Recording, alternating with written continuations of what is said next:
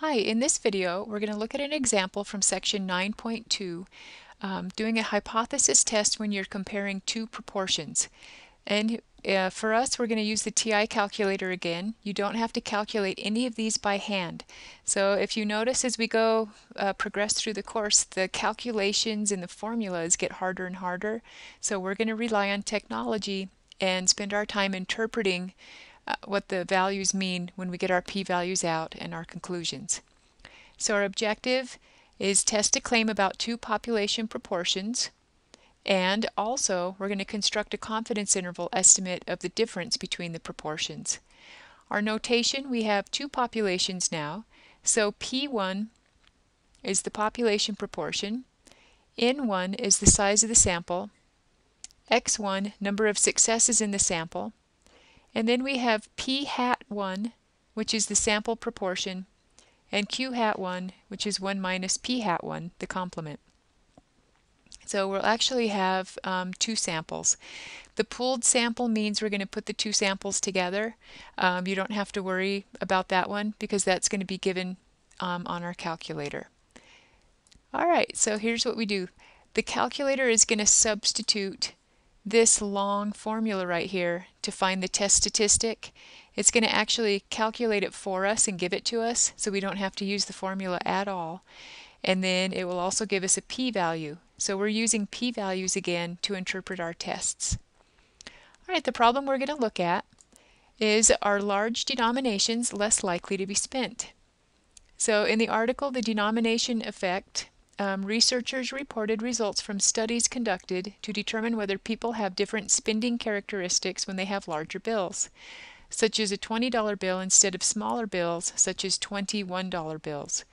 In one of the trials they conducted, 89 undergraduate business students from two different colleges were randomly assigned to two different groups.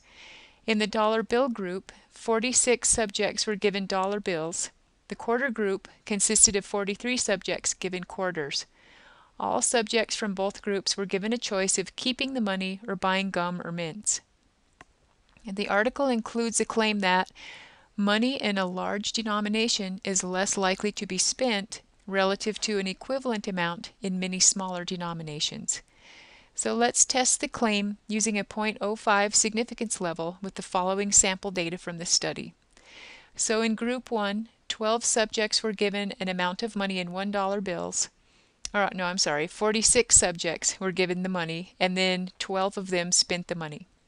In group 2, 43 subjects were given 4 quarters, the equivalent amount in quarters, and 27 of them spent the money. Well, you can see already from the sample that they're about the same size, but a larger proportion spent the money if they had quarters.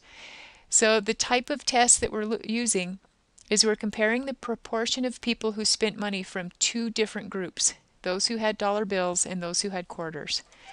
So we're comparing them against each other, not a set proportion like we did back in the previous chapter. We want to know if there's a difference in spending habits between the two groups. So the first thing we check are the requirements for two proportions. Let me scroll back. That comes from requirements listed here. Okay, so the first requirement is each sample is a simple random sample.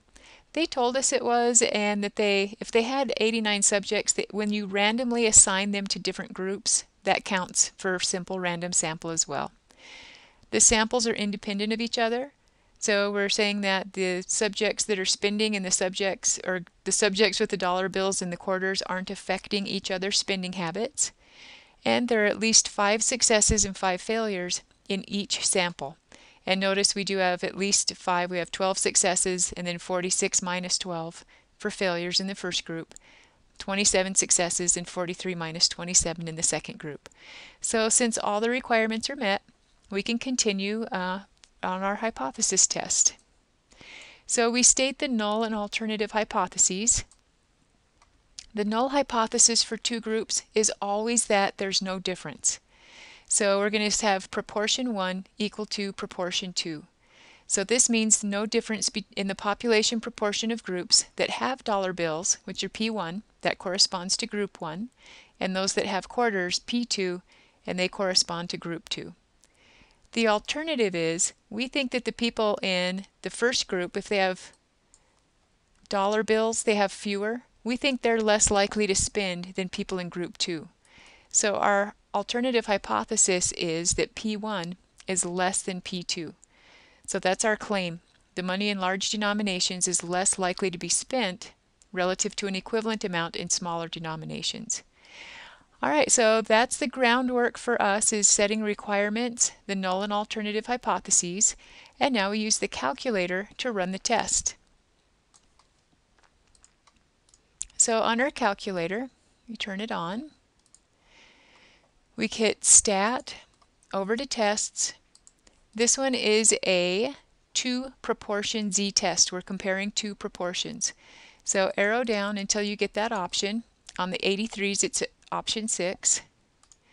And notice what it has. It's prompting us to enter X and N from our first population. That's 12 and 46. So we have 12 people that spent money out of 46 people in the first group. And then prompting us for our second group, we had 27 out of 43. And once we get our data in, we select the correct option here. Our alternative hypothesis was P1 is less than P2, so we select the second option. And then we're going to calculate. And I'll come back and draw so you can see that as well. So when we calculate, here's our results. It tells us for this test, our test statistic Z is negative 3.49. That means if the difference were 0, and then that's our null hypothesis is we're saying that the difference is 0. This is 3.5 standard deviations below 0 that says, I don't think that's going to be 0. Our p-value, notice, is 2.439, but you have to keep reading because it's e to the negative 4. So that means it's given in scientific notation because it's so small. So the p-value is really move your decimal back 4 places, 0.00026. And then p hat 1 is the sample proportion for the first group. P hat 2 is the sample proportion for the second group. And then the p hat is that pooled sample where we put them together. And then this also has a few more items in it. So if you arrow down, oops, let me turn it back on there. So if you arrow down, it also tells us N1 and N2, our sample size. Okay, so our conclusion, all we really need is the p-value.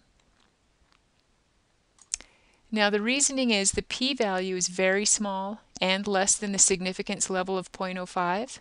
So when that happens, we reject the null hypothesis and state our conclusion in terms of the alternative. So the conclusion in just regular language, there's sufficient evidence to support the claim that people with money in large denominations are less likely to spend relative to people with an equivalent amount of money in smaller denominations. And then we put our p-value so the reader can make their own decision. That's very small, so that's pretty strong evidence that if you have dollar bills or large denominations, you're less likely to spend your money. All right, next item is a confidence interval. Again, we're going to use the calculator. Just a reminder, this confidence interval is estimating the actual difference between the two. So it's going to find a margin of error. We don't have to find this. The calculator is going to just give it to us. But it's going to tell us that we think the difference is in between two values. Okay, and then rounding rule is rounding it to 3 significant digits. So the confidence interval gives us the interval that contains the values of the differences between the groups.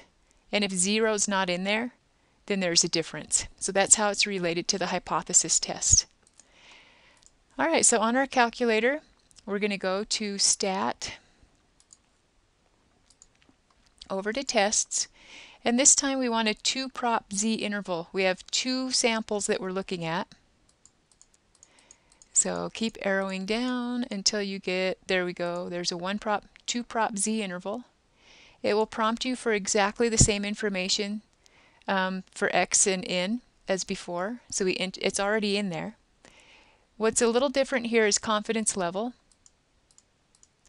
Now, our alpha level was 0.05, okay, and it was a one-tailed test. That means 0.05 on one tail. There has to be 0.05 on the other tail. So our confidence level is going to be 90%, 0.90, to accommodate for the significance level 5% in each tail. Okay, then we'll arrow down to calculate, hit enter. Our results are that we have a difference between these two proportions at negative 0.5284 to negative 0.2057. If we round to 3 significant digits, ooh, I went all 4, so that should be a 0.528 and then 0.206. So notice those are both negative, zero's not in that interval. So the difference between, if you take the spending habits of group 1 minus the spending habits of group 2, you get a negative number. So group 1 spends less. So our interpretation is we're 90% confident that the difference in the proportion of people in group 1 who have money in larger denominations and the people in group 2 who have the same amount of money in smaller denominations is between negative 0.528 and negative 0.206. So that means somewhere between it's less by 52.8% to 20.6% is the difference. This means that people with larger denominations are less likely to spend their money. So note that zero is not included in that interval.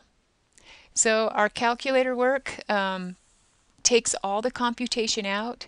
So we do want to be able to set things up so that we can put it in the calculator correctly and understand the questions, make sure requirements are met, and then be able to interpret the numbers and the values that the calculator gives us.